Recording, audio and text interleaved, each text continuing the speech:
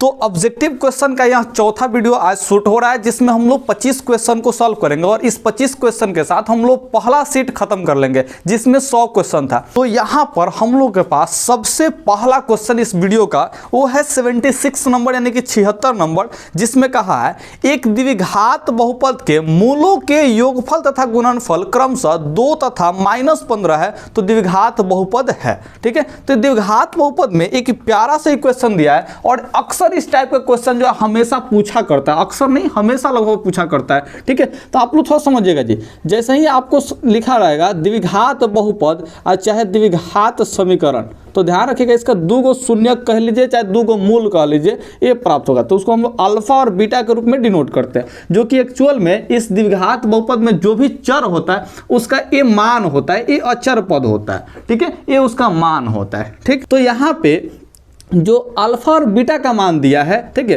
देखिए इसको एक बार जोड़ के दिया, कहा कि मूलों का योगफल यानी कि ये 2 गो जो मूल है, ठीक है, उसका योगफल दिया है, शून्यकों का योगफल जो कहा है वो कहा है 2। ठीक है, यानी कि दोनों को जोड़ने पर हम लोग का आ रहा है 2, और कहा कि गुणनफल यानी कि अल्फा और बीटा को जब गुना कर रहे हैं तब आ रहा है यहाँ पे इसका -15 आ रहा है। ठीक है, तो द्विघात बहुपद को लिखने के लिए कहा है कि इसमें से कौन सा द्विघात बहुपद होगा। आप लोग ध्यान रखिएगा इस बात का कि द्विघात बहुपद निकालने का जो सूत्र होता है वो k into x square minus alpha plus beta into x plus alpha into beta होता है। इस k का मान तब रखते हैं जब इस अल्फा प्लस बीटा का मान चाहे अल्फा इंटू बीटा का मान बटा के रूप में दिया हो। ठीक है, तो k का मान उस टाइम रखते हैं, लेकिन फिलहाल इस बटा के रूप में नहीं दिया तो हम इस k को हटा लेंगे। ठीक है, बिना k का लिखेंगे, क्या कि ऑब्जेक्टिव क्वेश्चन हम बना रहे हैं, सब्जेक्टिव नहीं बना रहे हैं। ठीक है, तो ध्यान रखिएगा इसमें एक्स स्क्वायर हो जाएगा, क्लियर है, माइनस अल्फा प्लस बीटा का जो मान दिया वो 2 दिया है तो यहाँ पे 2 रख लेंगे, x है तो x लगा लेंगे, अल्फा इंटू बीटा का मान जो है -15 दिया है तो यहाँ पे -15 लिख लेंगे, और यही आपका जो है बिल्कुल सही आंसर आ चुका है, वो है ऑप्शन नंबर आपका डी। ठीक है, तो ऑप्शन डी जो है आप लोग टिक कर लीजिएगा। उम्मीद है 76 नंबर क्वेश्चन आपको समझ में आ गया होगा।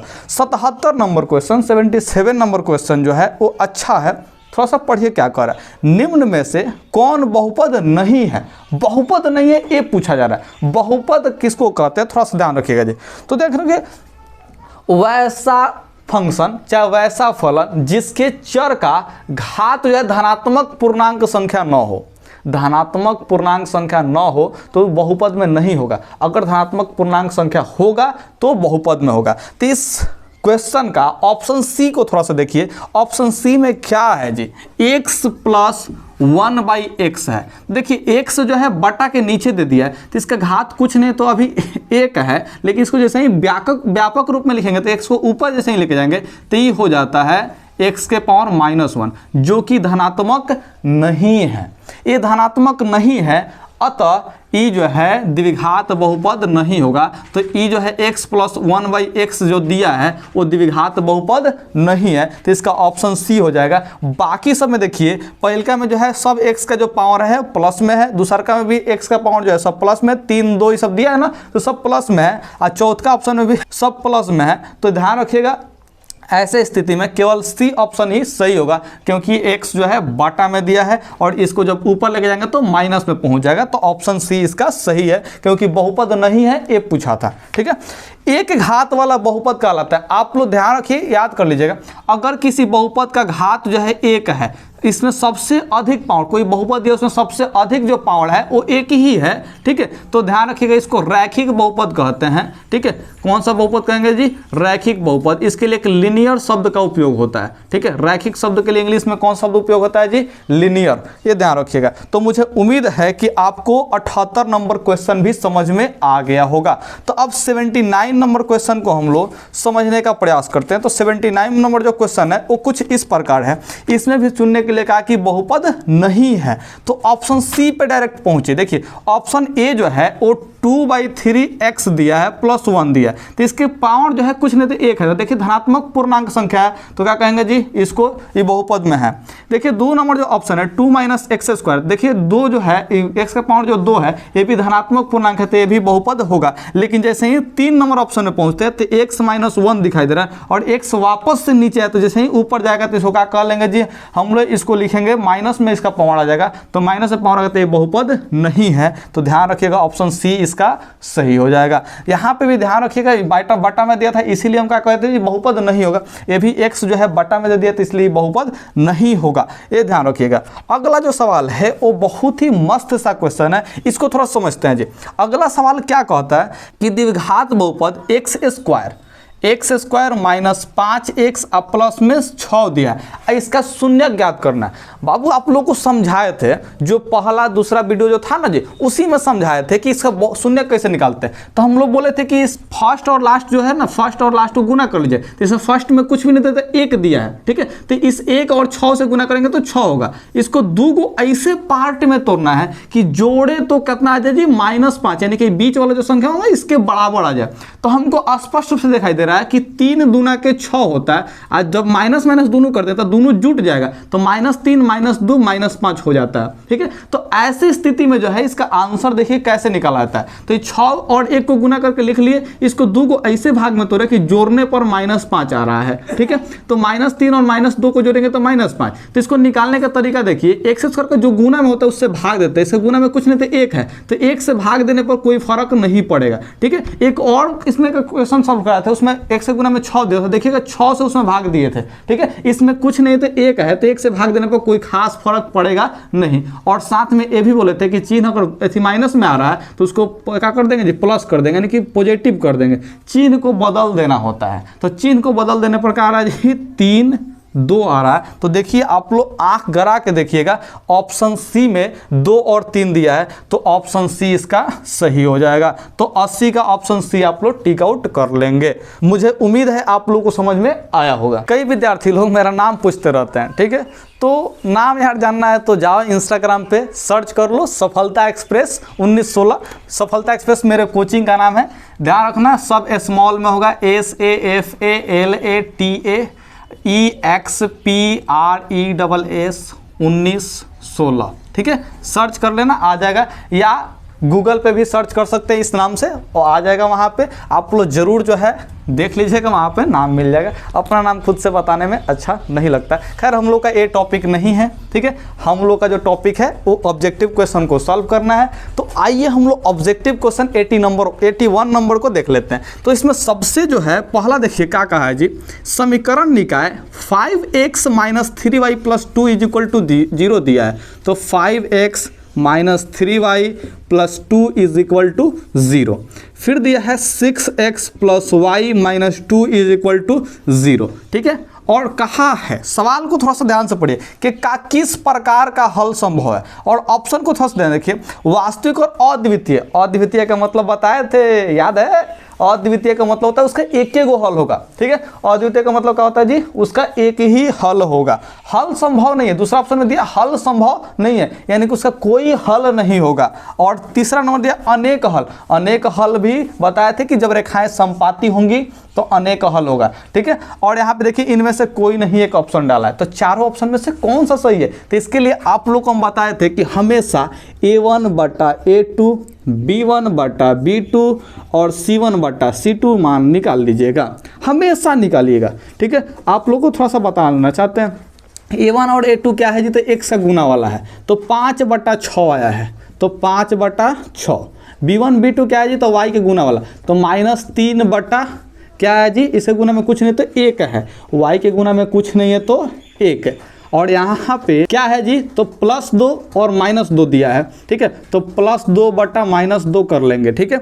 इसको थोड़ा सा देखते हैं, तो मालूम चल रहा है कि ये दोनों बराबर नहीं है, 5/6 -3/1 के बराबर नहीं है। तो देखिए जब भी A1 बटा A2 बराबर नहीं हो B1 बटा B2 का, तो यहाँ पे अद्वितीय हल होता है। आप लोग को बताए थे पहला नंबर वीडियो में, इसका कौन सा हल होगा जी? अद्वितीय हल होगा अगर कंडीशन A1 बटा A2 बराबर नहीं हो B1 बटा B2। ठीक है, तो यहाँ पे लिख देते हैं A1 बटा A2 बराबर नहीं है B1 बटा B2। और ऐसी स्थिति में रेखाएं जो है प्रतिच्छेदी होती हैं। रेखाएं एक दूसरे को क्या करेगा जी? प्रतिच्छेदी, यानी कि जब इसका ग्राफ बनाएंगे तो क्या करेगा जी? प्रतिच्छेद करेगा। ये वाला अच्छा होगा, अच्छा जमे का। ठीक है, और यहाँ पे अगर मान चलिए कि संपाती हो जाता है, ठीक है, संपाती यानी कि अनेक हल होगा। कौन सा हल होगा जी? अनेक हल। तो ऐसे स्थिति में जो है वो तीनों का तीनों इक्वल आ जाता है। ये तीनों का तीनों अनुपात जो है वो इक्वल होगा, यानी कि A1 बटा A2 बराबर B1 बटा B2 बराबर C1 बटा C2। और ऐसे स्थिति में संपाती होती है। रेखाएं क्या होती है? संपाती। और संपाती का मतलब एक के ऊपर एक है। ठीक है, ध्यान रखिएगा, दोनों रेखाएं एक ही के ऊपर आएगी। उसके बाद होता है कोई हल नहीं।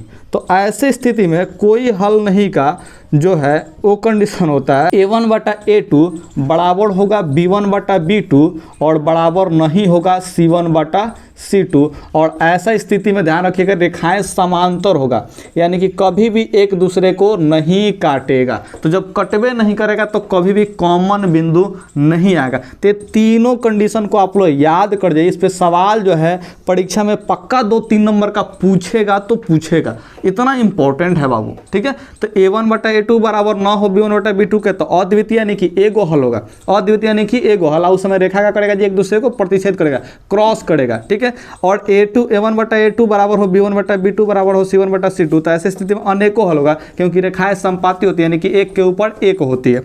और अगर ये दोनों बराबर हो, तीसरा बराबर नहीं हो, तो समांतर हो जाता है और यहाँ पे कोई हल नहीं आता है। तो इस क्वेश्चन के अनुसार देखिए A1 बटा A2 बराबर नहीं है B1 बटा B2, तो इसका आंसर क्या हो जाएगा जी? तो इसका हल होगा अद्वितीय।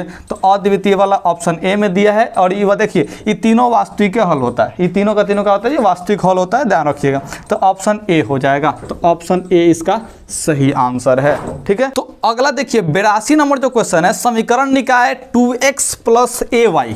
देखिए जी 2x plus ay is equal to 1 और यहाँ पे दिया है 3x minus 5y is equal to 7 में अचर a के लिए, a के किस मान के लिए अद्वितीय हल होंगे?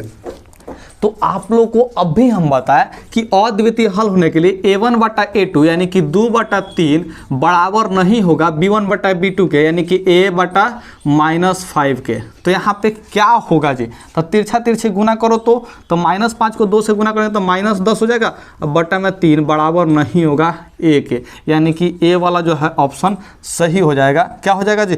ऑप्शन जो है इसका B सही है। ऑप्शन B में यही दिया है A is not equal to -10/3।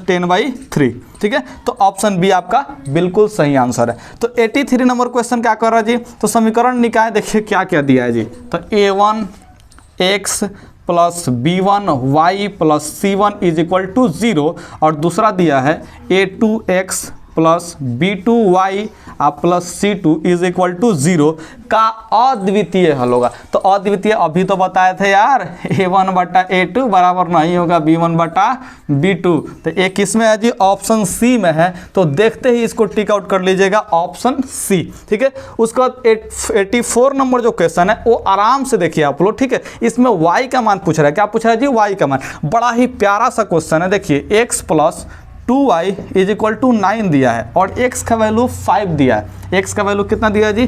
5। तो यहाँ पे x का जो मान है वो 5 रख देंगे और यहाँ से y का मान निकल जाएगा। देखिए 5 उधर जाएगा तो क्या होगा जी? तो आप लोग कहेंगे 9 में से ही 5 जाके घटेगा तो 4 आएगा, और जब 2 से इधर भाग देंगे 4 को तो y का मान कितना निकलेगा जी? 2 निकल जाएगा। ठीक है, तो ये आपका y का मान जो है 2 आ जाएगा। तो जो कि ऑप्शन बी में दिया है। उम्मीद है कि आप लोग सॉल्व कर लेंगे इस समीकरण को। y का मान निकालेगा तो कितना आएगा जी? 2 आएगा। चेक कर सकते हैं, y का मान 2 रखेंगे तो 2 दूना के 4, 4 5 9, दो की LHS और RHS दोनों का हो गया जी बराबर हो गया। ठीक है, तो देखिए अब 85 नंबर क्वेश्चन पे आगे बढ़ते हैं। तो 85 नंबर जो क्वेश्चन है वो क्या कहता है जी? तो 3/4 x² दिया है, ये द्विघात समीकरण है और इसका कह रहा है विविक्तर ज्ञात कीजिए। तो विविक्तर का फॉर्मूला आप लोग को बताए थे, याद है? नहीं याद किए हैं? अरे यार याद कर जाइए, अब कितना टाइम लगाइएगा जी। डी हो विविक्तर को डी से स्विच करते हैं और इसका सूत्र होता है बी स्क्वायर माइनस में 4ac। ठीक है, तो b का जगह पे जो देखिए x से गुना वाला b होता है तो -8 हो जाएगा इसका स्क्वायर माइनस 4। a का जो वैल्यू होता है वो x के गुना में होता है। देखिए x से गुना वाला a, एक्स स्क्वायर का गुना वाला a और x से गुना वाला b और अचर पद जो होता है c होता है। तो a का मान जो है x स्क्वायर गुना वाला यानी कि 3/4 होगा और c का जो मान है वो -3 है तो -3 हो जाएगा। 4 से 4 कटेगा तो -8 का स्क्वायर 64 और माइनस माइनस प्लस 3 3 का 9 तो 9 4 13 यानी कि 73 इसका आंसर हो जाएगा। उम्मीद करते हैं कि ऑप्शन बी आपको लोग जो है टिक आउट कर चुके होंगे, नहीं किए हैं तो कर लीजिए यार, अब कितना देर कीजिएगा। ठीक है, तो 86 नंबर जो क्वेश्चन है कह रहा है कि वह द्विघात समीकरण जिसके मूल 3 - 3 हो तो निम्नलिखित में से कौन सा होगा। ठीक है, 3 और -3 दिया है। ठीक है, तो समीकरण चूज करना है। तो इसको आप लोग देखते हुए क्या चीज ध्यान रखना चाहिए कि ए वाला जो है क्या है जी, +-3 ही तो है। क्या है जी, ये 3 प्लस में एक बार माइनस में, तो इसका मतलब +-3 ही तो है। ठीक है, तो यहाँ पे ऑप्शन ए में जो दिया है वो x² - 3 = 0 दिया है। दूसरा में दिया x² - 9 = 0 दिया है। और यहाँ पे बाकी दो को चेक करने का जरूरत नहीं है क्योंकि देखो यहाँ पे ये 3 जो है यहाँ से क्या निकलेगा जी, तो x² का जो वैल्यू होगा वो 3 माइनस में तो उधर जाएगा तो प्लस में हो जाएगा। देखिए ये 3 जो है ये किसका स्क्वायर होता है जी, इसको अगर स्क्वायर में चेंज करेंगे तो √3 का स्क्वायर में चेंज होगा। ठीक है, 3 का √3 का स्क्वायर में चेंज होगा तो √3 में तो मान नहीं दिया है, इसका मतलब ए वाला आंसर नहीं होगा। इसको चेक कीजिए थोड़ा सा ध्यान से, तो क्या होगा जी, x² होगा -9 उधर जाएगा तो +9। आई 9 जो होता है 3 का स्क्वायर होता है। ठीक है, चूंकि अलजेब्रा है तो यहाँ पे हम लोग प्लस माइनस के साथ जो है रूट को भेजेंगे, स्क्वायर उधर जाएगा तो रूट में बदलेगा और यहाँ से निकल जाएगा x +-3, 9 का वर्गमूल 3। तो यहाँ से जो है आप लोग का जो है मान आ चुका है +3 और -3, यानी कि यही वाला ऑप्शन जो है बिल्कुल सही है। तो ऑप्शन बी यहाँ पे टिक आउट कर देंगे। मुझे उम्मीद है कि मेरे पास जो पढ़ रहे विद्यार्थी है इसको बिना बनाए ही टिक आउट किए होंगे। ठीक है, अगला देखते हैं 87 नंबर क्वेश्चन। तो इसमें कहा है कि 2 लगातार धन एवं पूर्ण संख्याओं का गुणनफल 72 है। देखिए 2 लगातार धन एवं पूर्ण संख्या, तो मान के चलते हैं कि पहला जो है x होगा तो दूसरा क्या होगा जी, x + 1 होगा। लगातार है तो एगो आगे बढ़ जाएगा। ठीक है, तो ये 2 संख्या इसका गुणनफल 72 यानी कि दोनों गुना करने पर कितना दिया है जी, 72 दिया है। ठीक है, यदि छोटी संख्या x हो तो निम्नलिखित में से कौन समीकरण इस कथन को व्यक्त करेगा। तो देखिए हम ऑलरेडी छोटी संख्या x से माने थे क्योंकि इसके बड़ा वाला जो क्या चाहिए x + 1 है, तो समीकरण कौन सा है जी, तो हम लोग डायरेक्टली देख पा रहे हैं कि ऑप्शन बी जो है वैसा ही है। x इधर ना देकर के इधर दे दिया तो गुना में ही तो होगा, ब्रैकेट का मतलब क्या होता है, गुना होता है। तो ये वाला क्या हो जाएगा जी, ऑप्शन बी बिल्कुल सही है। उम्मीद करते हैं आप लोग टिक आउट कर लिए होंगे। तो 88 नंबर जो क्वेश्चन है बहुत ही मस्त सा क्वेश्चन है। अगर आप इसको छोड़ के आते हैं ना जी तो फिर पाप लगेगा, बड़ा वाला पाप लगेगा। ध्यान रखिए, बहुत आसान सा क्वेश्चन दिया है। ठीक है, तो बड़ा वाला पाप मत लगवाइएगा, बना के आइएगा। देखिए क्या कह रहा है, यदि a और b समीकरण x² - ax + b = 0 दिया है।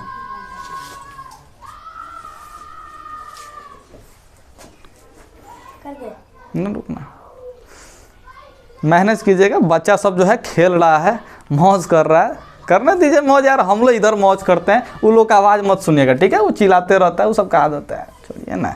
आइए देखते हैं जी, x² - ax + b = 0 का मूल्य दिया है। ठीक है, तो देखिए ध्यान से, इसमें x का मान हमको निकालना है। ठीक है, x का मान जो है a और b के रूप में दिया है। ठीक है, क्वेश्चन में मिसप्रिंट है, अल्फा और बीटा होना चाहिए था। ठीक है, ध्यान रखिएगा। तो यहाँ पर समझिए जी, तो इसका मूल है तो कह रहा है कि a और b का मान क्या होगा, a और b का मान क्या होगा। तो आप लोग थोड़ा सा ध्यान दीजिए, जब भी ऐसा समीकरण दे दें, जब भी ऐसा समीकरण दे दें जिसमें देखिए 3 गो चर हैं। ठीक है, एगो x भी है, एगो a भी है, एगो b भी है। ठीक है, तो 3 गो चर है। समीकरण को दिया जी, एक गो दिया है। तो ऐसे स्थिति में 3 गो चर का मान नहीं निकाला जा सकता एगो समीकरण से। देखिए अगर 2 गो चर देता है तो उसके लिए 2 गो समीकरण होना चाहिए, 3 गो चर होता है तो 3 गो समीकरण होना चाहिए। समीकरण की संख्या कितना होना चाहिए? 3 गो होना चाहिए, तब जाके मान निकलता। अगर एगो चर दिया तो उसके लिए कम से कम एगो समीकरण होना चाहिए, ठीक है। तो लेकिन यहाँ पे देखिए 3 गो चर दे करके एक एगो समीकरण दिया, यानी कि यहाँ पे मान निकालना संभव नहीं है। तो ऐसे स्थिति में हम लोग ऑप्शन डी को सिलेक्ट करेंगे, इनमें से कोई नहीं, ठीक है। तो आप लोग से उम्मीद है कि ये समझे होंगे, अगर नहीं समझे होंगे ना तो एक बार फिर से रिपीट कर लीजिए, मौज हो जाएगा, ठीक है। 89 नंबर क्वेश्चन देखते हैं जी। यदि एपी के 15 पदों का योग क्या है जिसके प्रथम और अंतिम पद क्रमशः जो है 5 और 75 है, तो 15 पदों का योग ज्ञात करना है, ठीक है। 15 गो पद का, तो प्रथम पद दे दिया है 5 और अंतिम पद दे दिया है 75, ठीक है। और n का मान यानी कि 15 को दे दिया है, यानी कि पदों का संख्या कितना दिया जी? 15 को दे दिया है। तो कह रहा है कि योग ज्ञात कीजिए। तो देखिए इसका फॉर्मूला Sn, इसका मान पूछा है Sn, sum of n terms, ठीक है। तो यानी कि n पदों का योगफल का सूत्र होता है n/2। अगर प्रथम और अंतिम पद दिया तो सूत्र a होता है a + l हो जाता है, ठीक है। l को अंतिम पद कहते हैं, a को प्रथम पद कहते हैं। n का मान 15 दिया है, बटा में 2, a का मान 5 और l का मान 75। तो 75 और 5 दोनों को जोड़ने के लिए कह रहा था कितना हो जाएगा जी? 80। उम्मीद करते हैं कि 2 से कटाकर 40 लिखे होंगे, तो 15 चौका 60 यानी कि 600 इसका आंसर हो जाएगा। और ए ऑप्शन सी में दिया है, तो यार सी वाला टिक आउट कर लो यार, शुरू से देख लो कहते आ रहा है कि एपी से क्वेश्चन पूछ दे, अपॉर्चुनिटी है, छोड़ना मत, चाहे वो कितना भी जटिल क्यों ना दे दे। एपी वाला जो क्वेश्चन है ना बहुत ही इजी वे में देता है और इजीली बन जाता है। ये मौखिक बना सकते हैं आप लोग, मौखिक बन जाएगा, तो इसको छोड़ना मत, ठीक है, बना के आना। अगला क्वेश्चन जो है, दरअसल ये जो है क्वेश्चन है लेकिन ट्रिक पे बनाना चाहिए आप लोगों को, ठीक है। लेकिन ट्रिक कैसे आता है थोड़ा सा आपको समझाते हैं। प्रथम 200 प्राकृत संख्याओं का योग का है, प्रथम 200 प्राकृत संख्या। तो प्राकृत संख्या याद कीजिए, गिनती की संख्या होती है, तो 1 से स्टार्ट होगा, 2 से, ठीक है, 3 4 ऐसे करते करते 200 तक जाएगा। कहाँ तक जाएगा जी? 200 तक जाएगा। यानी कि इसका प्रथम पद a है, ठीक है। अंतिम पद जो है a कितना है जी? 200 है। अंतिम पद कितना है जी? 200। और यहाँ पे जो है पदों की संख्या है वो भी 200 है, क्योंकि 1 से स्टार्ट होकर 200 तक गया तो टोटल 200 टर्म्स होगा। तो यहाँ पे जो है सम क्या होगा, इसका योगफल क्या होगा? तो इसके लिए सूत्र वही जो अभी बताए थे, n/2 a + l, ठीक है। तो आप लोग थोड़ा सा ध्यान दीजिए, पदों की संख्या 200 है तो 200 के बट्टा में 2 कर लेंगे, और a का मान 1 और l का मान कितना है जी? 200। तो यहाँ पे 200 हो जाएगा। तो आप लोग समझिए, यहाँ पे 2 से भाग देंगे 200 को तो 100 होगा, ठीक है। और यहाँ पे 200 और 1 कितना हो जाएगा जी? 201 होगा। कितना होगा जी? 201। तो थोड़ा सा ध्यान दीजिए जी, ध्यान दीजिएगा ध्यान से, ठीक है। इसको गुना करेंगे तो 2 गो 0 है, तो क्या बैठ जाएगा जी? यहाँ पे 2 गो 0 आ जाएगा। ऐसे किसी भी, ठीक है, ऐसे किसी भी संख्या का, जैसे प्राकृतिक संख्या दे दिया, जैसे मान के चलिए 50 तक दे दिया और उसका योग पूछ रहा है, ये 1 से स्टार्ट करके 200 दिया था, तो आप लोग ध्यान रखिएगा 200 तो लिखिएगा ही लिखिएगा। इसको क्या कीजिएगा? 200 को 1 जोड़ दीजिएगा, 200 को 1 जोड़िएगा तो कितना होगा जी? 201। अब बट्टा में 2 कर दीजिएगा। यानी कि इसका फॉर्मूला देखिए क्या होता है कि n × n + 1/2 होता है। कहने का मतलब क्या है थोड़ा समझ लीजिए। अगर प्राकृत संख्या प्रथम 50 प्राकृत संख्या तो n का मान 50 हो जाएगा। प्रथम 100 प्राकृत संख्या तो n का मान 100 हो जाएगा। प्रथम 150 प्राकृत संख्या तो n का मान 150 होगा। अगर कह रहा है कि प्रथम 1000 प्राकृत संख्या है, प्रथम 1 लाख प्राकृत संख्या तो n का मान वही हो जाएगा। तो अगर मान चलिए कि अगर इसमें 200 का है तो 200 हम लिख लेंगे और इससे को बढ़ा लेंगे, तो 2 से 1 लिख दीजिए, बाटा में कितना कर देंगे? 2 कर देंगे। तो 2 से 200 कटेगा कितना बार में जी? 100 बार में कटेगा। तो 201 पर क्या आ जाएगा जी? 2 गो 0 आ जाएगा। यही ट्रिक होता है। तो अगर कभी भी प्राकृत संख्याओं का योगफल निकालने के लिए कह दे तो ये वाला सूत्र अप्लाई कीजिएगा। उम्मीद है समझ में आया होगा। अगर 150 का होता तो n का मान 150 कर लेते और इसमें 1 बढ़ा के लिखते, ठीक है, और क्या करते जी? 2 से भाग दे देते, तो 2 से ही 75 कट जाता और 75 जो है 151 से गुना कर लेते, तो जितना आता है वो हम लोग का रिजल्ट हो जाता। बात में जी, तो ये योगफल का सूत्र हो जाता है प्राकृत संख्याओं का। तो याद कर लीजिएगा, प्राकृत संख्याओं का योगफल का फॉर्मूला क्या होता है जी? n × n + 1/2। उम्मीद है समझे होंगे। तो अगला जो क्वेश्चन है वो 91 नंबर क्वेश्चन है यार, और एपी से क्वेश्चन आता है ना तो छोड़ना मत। देखो ये भी एपी से क्वेश्चन है, मौज करना इस क्वेश्चन को, ठीक है। कहा है कि 107 और 253 के बीच 5 से विभाजित विभाज्य संख्या कौ गो है। ठीक, विभाज्य संख्याओं का योग पूछा है। क्या पूछा जी? योग, सम पूछा है। ठीक है, ध्यान रखना। तो यहाँ पे 107 से बड़ा 5 से विभाज्य संख्या क्या होगा जी? 110 होगा। 110 5 से विभाज्य हो जाएगा, क्योंकि 5 से विभाज्य के लिए क्या होता है? 0 और 5 आना चाहिए लास्ट डिजिट। ठीक है, और 253 से पहले यानी कि 250 हो जाएगा। तो प्रथम पद 110 और अंतिम पद 250 होगा। ठीक है, तो यहाँ पे ध्यान रखिएगा एपी का सूत्र लगेगा। ठीक है, लेकिन इसके लिए हम लोग यहाँ पे ए का मान जो है 110 लिख लेंगे और अंतिम पद एन का मान, एल कहिए चाहे एन कहिए, बात क्या होता है? सेम ही होता है। ठीक है, तो यहाँ पे 250 हो जाएगा। और देखिए सार्व अंतर जो है वो 5 ही होगा, क्योंकि 5 से भाज्य हो रहा है। तो 5 से अगला जो भाज्य संख्या 115 होगा, तो 115 में से 110 घटाएंगे तो 5 ही आने वाला है। देखिए अगर 7 से भाज्य होगा तो उसका गैप 7 आएगा, 11 से भाज्य तो गैप 11 आएगा, अगर 5 से भाज्य तो 5 गैप आएगा, यानी कि डी का मान 5 ही रह जाएगा, 7 ही रह जाएगा, 11 रह जाएगा। बात सुना, जिससे भाज्य वही डी का मान हो जाएगा। ठीक है, तो यहाँ पे एन का मान निकालना। तो देखिए यहाँ पे फॉर्मूला होगा A N is equal to A plus N minus 1 into में डी।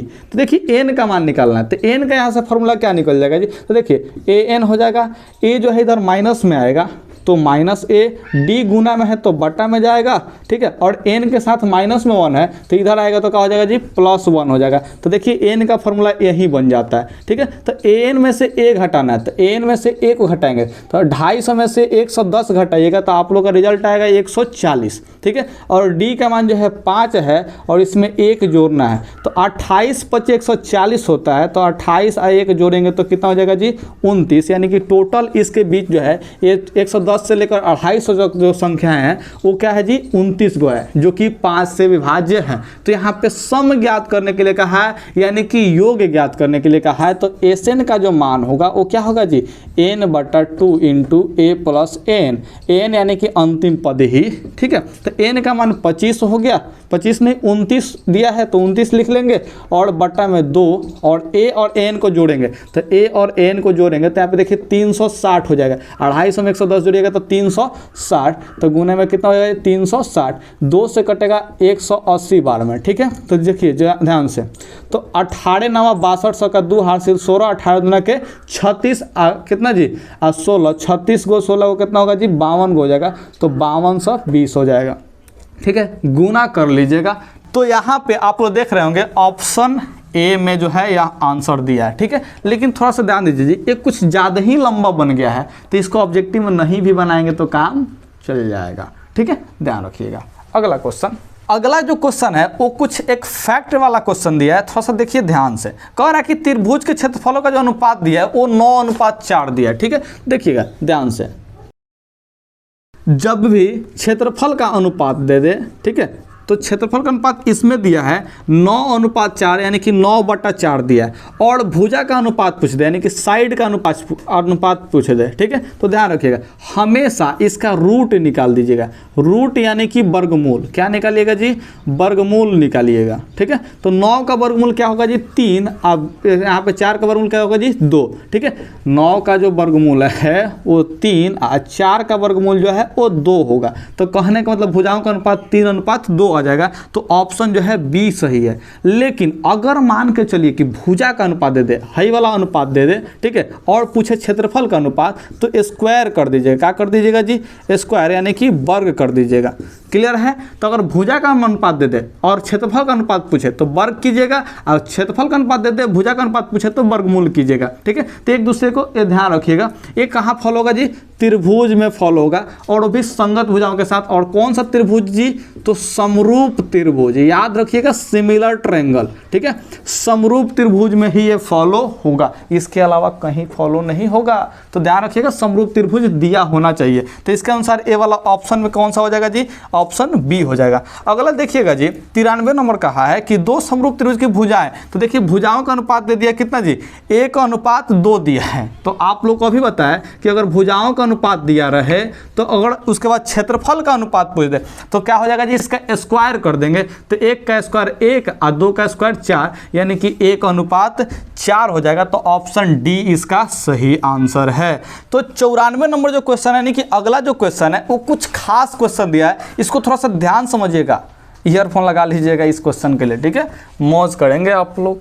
ठीक है। समबाहु त्रिभुज ABC दिया है, तो समबाहु त्रिभुज एक बनाते हैं। समबाहु त्रिभुज में आप लोगों को पता है कि तीनों भुजा बराबर होगा। तो अगर इस भुजा का मान A है, इस भुजा का मान भी A है, तो इस भुजा का मान भी A ही होगा।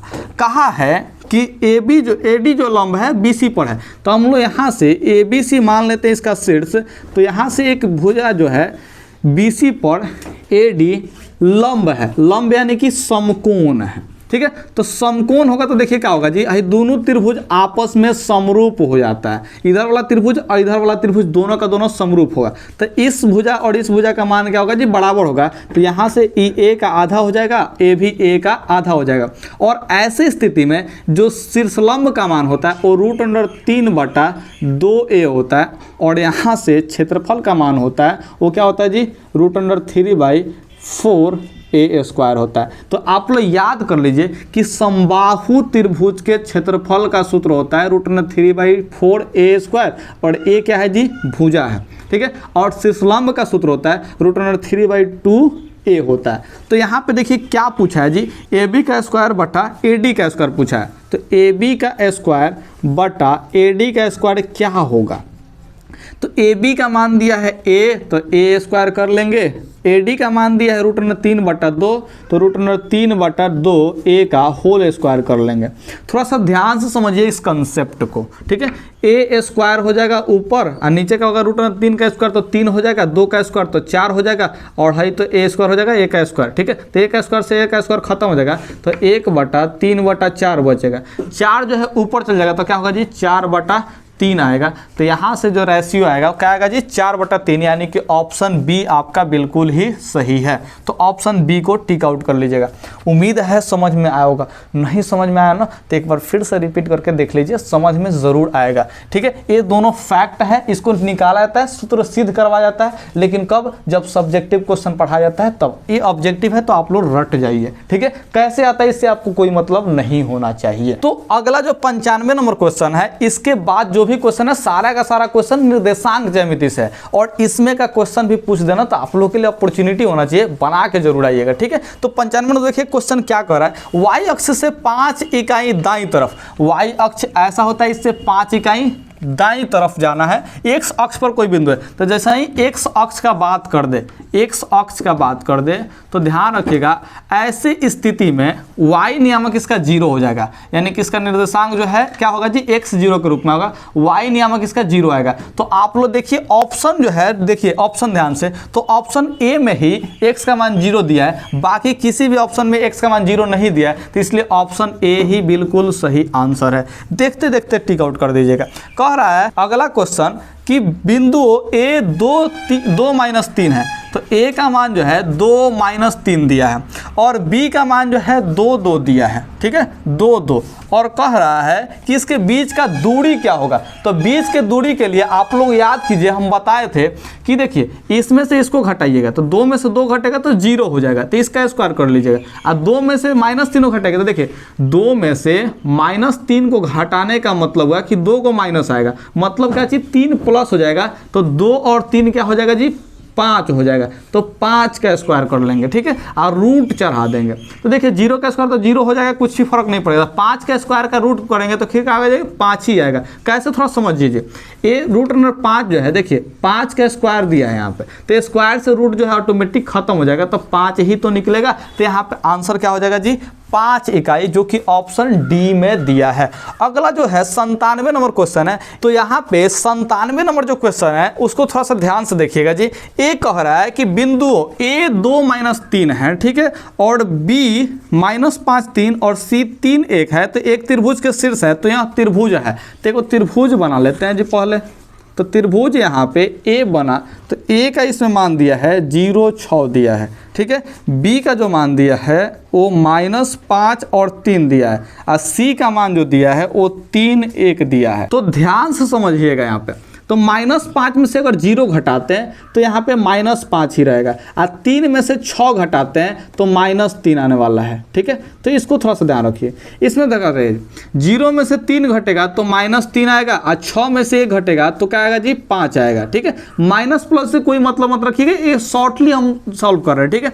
-5 में से 3 घटेगा तो देखिए आप लोग जो है -8 हो जाएगा, और 3 में से 1 घटेगा तो 2 हो जाएगा। तो देखिए यहाँ पे 5 3 को देखिए, 3 5 को देखिए, ये दोनों बराबर बराबर आ रहा है। देखिए तो ऐसे स्थिति में ये दोनों भुजा क्या हो जाएगा जी, बराबर हो जाएगा। ये ऑब्जेक्टिव अप्रोच बता रहा है, सब्जेक्टिव अप्रोच नहीं बता रहा है, ऑब्जेक्टिव अप्रोच बता रहे हैं। ठीक है, ऑब्जेक्टिव अप्रोच के लिए ध्यान रखिएगा, एक्स नियमों को घटा के लिख लीजिए, वाई नियमों को घटा के लिख लीजिए यहाँ पे। ठीक है, इसमें भी देखिए एक्स नियमों घटा के लिखिए, वाई नियमों को भी घटा के लिखिए, इसमें भी वैसा ही एक्स नियमों घटा के लिखिए, वाई नियमों को घटा के लिखिए। इसमें माइनस प्लस से कोई मतलब मत रखिएगा, क्योंकि सूत्र में जो है स्क्वायर होता है, तो स्क्वायर में माइनस प्लस से कोई रोल नहीं होता है। ठीक है, सब प्लस में हो जाता है, तो यहाँ पे माइनस प्लस से कोई मतलब नहीं। देखिए 5 3 और 3 5 के रूप में, यानी कि दोनों बराबर होगा, ई वाला बराबर नहीं होगा। तो जब दो को भुजा बराबर हुआ तो इसको बोलेंगे समद्विबाहु त्रिभुज। अब वहीं सब्जेक्टिव बनाते हैं तो इसके बीच का दूरी निकालना पड़ता है, दूरी निकाल के देखना पड़ता है बराबर कौन है। लेकिन हम लोग को मेंटली सॉल्व करना है, तो हम लोग खाली एक्स नियामक वाई नियामक घटा करके चेक कर सकते हैं। ठीक है, तो ऐसी स्थिति में यहाँ पे क्या हो जाएगा जी, ऑप्शन जो है ए सही है, क्योंकि समद्विबाहु त्रिभुज ऑप्शन ए में दिया है, और दो को भुजा बराबर मतलब समद्विबाहु त्रिभुज। 98 number question same to same ऐसे सॉल्व कीजिएगा। इसमें जो है ऑप्शन सी आपका आएगा, वर्ग आ जाएगा। ठीक है, सेम टू सेम ऐसे सॉल्व कर लीजिएगा, ध्यान रखिए। 99 नंबर जो क्वेश्चन है वो कुछ अच्छा क्वेश्चन है, थोड़ा सा देखिए जी। वाई अक्ष पर, ठीक है, तो जैसे ही वाई अक्ष पर बात किया तो इसमें एक्स नियामक 0 हो जाएगा। वाई अक्ष का मतलब क्या होगा जी, एक्स नियामक इसमें 0 होगा। तो देखिए ऑप्शन थोड़ा सा ध्यान दीजिए जी, ऑप्शन जो है यहाँ पे समझिएगा ध्यान से। तो एक्स नियामक 0 वाला देखिए बी भी है और डी भी है, तो ऑप्शन ए और सी तो नहीं हो सकता, यानी कि बी और सी में से ही कोई ना कोई होगा। लेकिन यहाँ पे इवन अगर क्वेश्चन को ध्यान से पढ़िएगा तो वहाँ 5 दिया था, 5 इकाई, तो यहाँ पे 4 इकाई दिया है। देखिए बी वाला ऑप्शन में 4 दे दिया, तो 4 वाला तो नहीं होगा डाटा, क्या होगा जी 5 वाला डाटा होगा। तो ऑप्शन डी पे हम लोग डायरेक्ट जाएंगे, तो बिना सॉल्व किए ऑप्शन डी को टिक आउट करेंगे, ऑप्शन से सॉल्व हो जाएगा। 100 नंबर क्वेश्चन देखिए, बहुत ही आसान सा क्वेश्चन है, ओनली लास्ट क्वेश्चन है। ठीक है, ध्यान रखिए।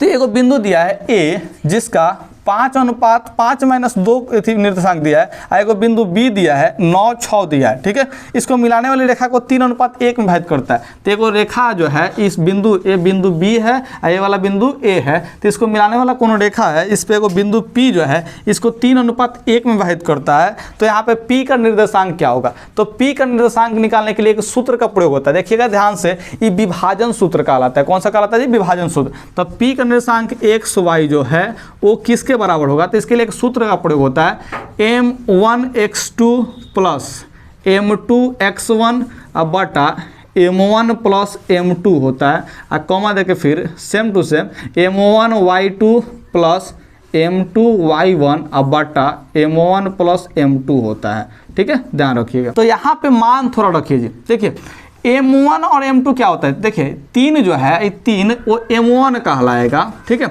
और m2 जो है वो क्या कहलाएगा जी, 1 कहलाएगा। जो अनुपात में बांटा गया होता है, जो अनुपात में होता है 3:1 में था, तो वहीं m1 m2 था। ठीक है, देखिए ई वाला जो है हम लोग का x1 होगा, ई वाला हम लोग का y1 होगा, ई वाला हम लोग का x2 होगा, और ई वाला जो हम लोग का y2 होगा। देखिए पहला बिंदु था तो x1 y1, दूसरा बिंदु है तो x2 y2। तो यहाँ पे सूत्र में जो है मान को पुट करेंगे। देखिए कैसे मान को पुट करेंगे। ठीक है, तो m1 का मान जो है 3 है, x2 का मान जो है 9 है, तो 9 में 3 से गुना होगा तो 9 या 27। ठीक है, प्लस m2 x1, तो m2 का मान 1 है, x1 का मान 5 है, तो 5 एकम 5, तो 27 को 5 को 32 को हो जाएगा। 27 को 5 को कितना हो जाएगा जी, 32 को। m1 m2, तो m1 m2 यानी कि दोनों को जोड़ना है, तो 3 1 4, तो 32 में 4 से भाग दे। देखिए बटा में m1 m2 जोड़ेंगे ना, 3 1 कितना हो जाएगा जी, 4 हो जाएगा। तो 4 से 32 को भाग देंगे तो 8 बार में कट जाएगा, यानी कि पहले का ऑप्शन क्या हो जाएगा जी, 8 होगा।